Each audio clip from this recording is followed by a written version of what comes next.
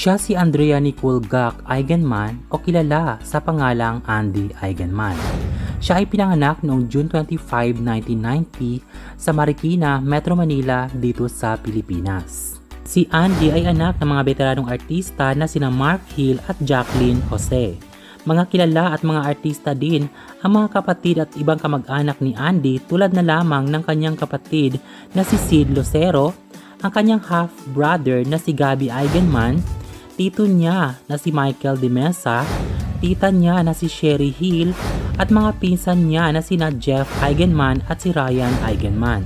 Si Andy ay nakapagtapos ng elementarya noong 2004 at high school noong 2008 sa Basic Education Department ng Miriam College sa Katipunan sa Quezon City. Pagkatapos ng kanyang pag-aaral sa sekundarya, siya ay nag-aral sa kolehiyo at kumuha ng Bachelor of Arts in Fashion Design and Merchandising sa De La Salle College of St. Benilde sa Taft Avenue sa Malate, Manila. Si Andy ay nagsimula sa kanyang karera sa showbiz noong 2007 sa soap opera na Prinsesa ng Banyera sa ABS-CBN kung saan ginampanan niya ang role bilang si Sandy.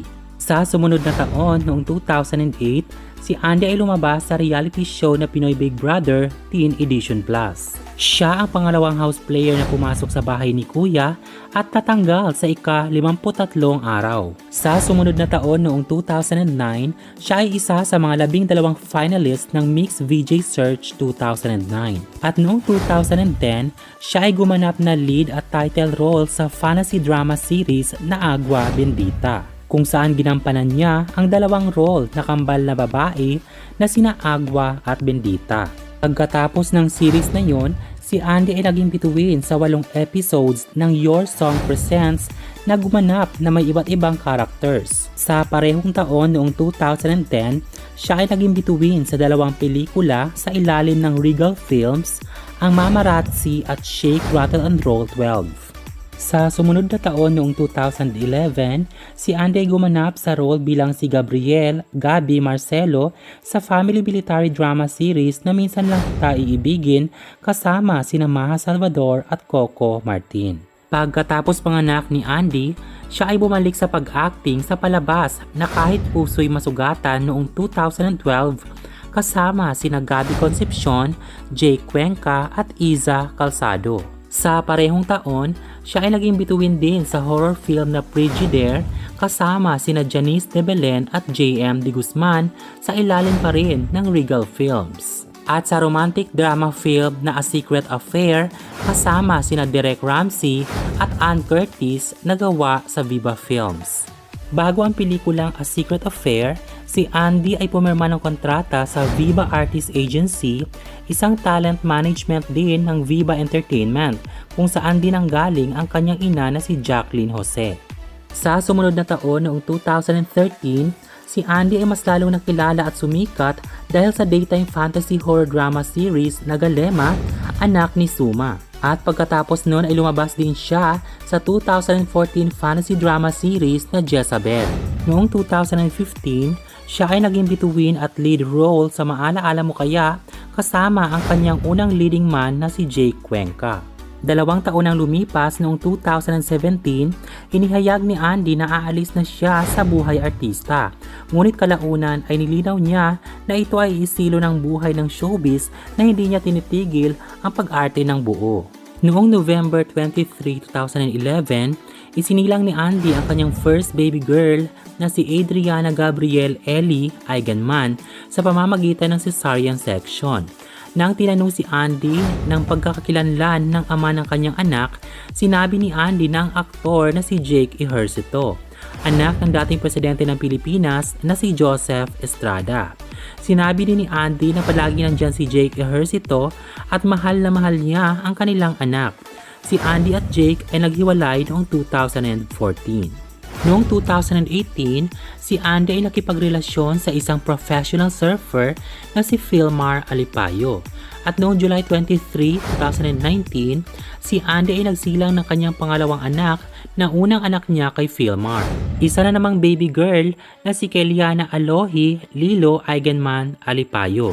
Si Andy at ang kanyang pamilya ay nakatira ngayon sa Siargao. Si Andy at Philmar ay engaged na rin. Linggo noong December 20, si Andy ay nag-post sa kanyang social media ng litrato na pinakita ang kanyang kamay suot ang isang singsing. Ayon sa post ni Andy sa kanyang Instagram account, hindi niya inakala na ganun kaganda ang kanyang engagement.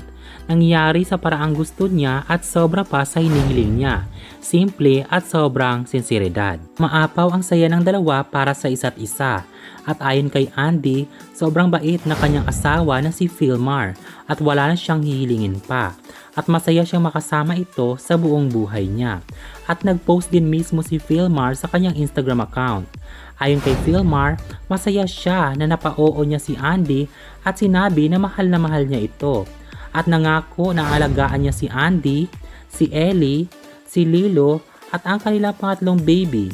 Gusto ni Philmar na maging masaya si Andy araw-araw. Ang couple ay bago lang nag-anunsyo na excited sila sa kanilang baby boy sa isang video sa kanilang YouTube channel na pinalabas noong December 13, 2020. At noong January 21, 2021, si Andy ay nagsilang ng kanyang pangatlong anak na pangalawang anak niya kay Philmar, isang baby boy na si Koa na inanunsyo niya sa kanyang IG account noong January 19. Sa kabila ng napakaraming pagsubok at problemang dumaan sa buhay ni Andy at Philmar, tulad na lamang ng pagkaroon ni Philmar ng anak sa ibang babae, sa pagkalat ng video at issue na pagkikipag-usap niya sa isang negosyante at pagkikipagrelasyon sa ibang babae na nagkaroon pa ng couple tattoo na tinuring niyang kanyang kapatid na babae. Lahat ng mga pagsubok na ito ay tinanggap at hinarap ni Andy at sa bandang huli ay siya pa rin ang pinili ng kanyang asawang si Philmar. Malaking tulong din kay Andy ang agarang aksyon ng kanyang lolo Eddie at lola Rosemary Hill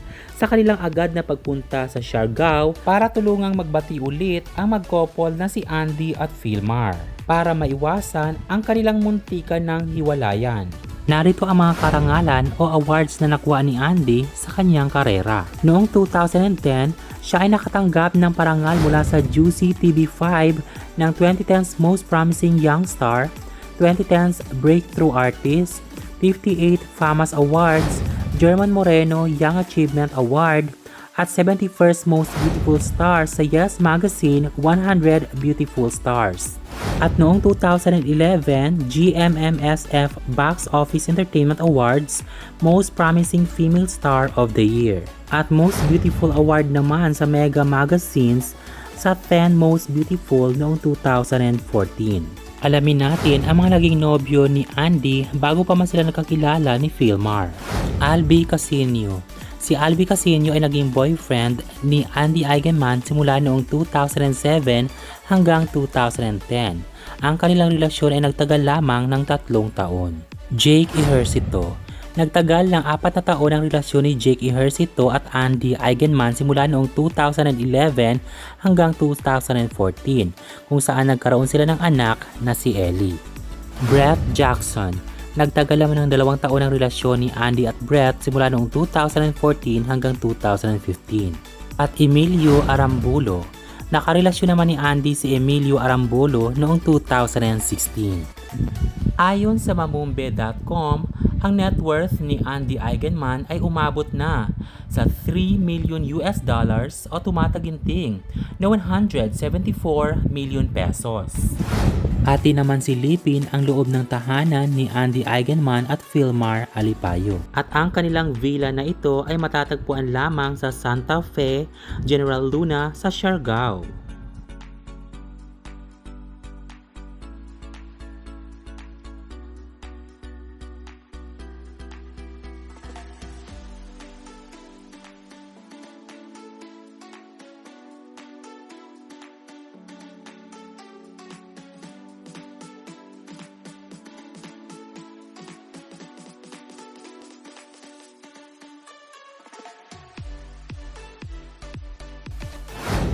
At ito naman ang dating bahay na tinitirhan ni Andy Eigenman sa Manila.